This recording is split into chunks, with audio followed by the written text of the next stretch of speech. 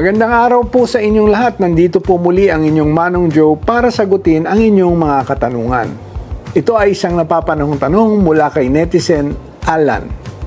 Manong Joe, magkano po ang plano ninyong itaas per kilowatt hour ngayong summer?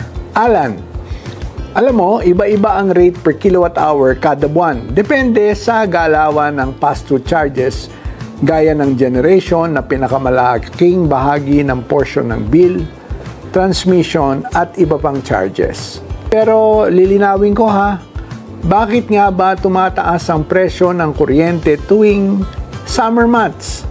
Narito ang maiksing paliwanag. Base sa data ng Meralco, tuwing dry season na typical mula buwan ng Marso hanggang Hunyo, pataas ang electricity bill ng mula 20 hanggang 33%. Ang tawag natin diyan ay seasonality of consumption. Mayroong dalawang factors ang seasonality of consumption.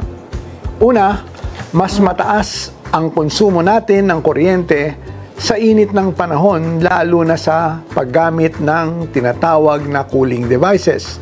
Nariyan ang aircon, electric fan, refrigerator, na halos sabay-sabay natin itong ginagamit.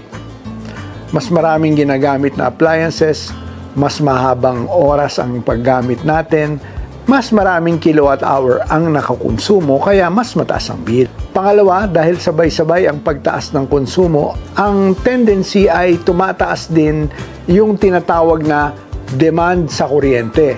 Dahil dito, mas nagiging challenged ang supply at tumataas ang presyuhan sa wholesale electricity spot market o WESM.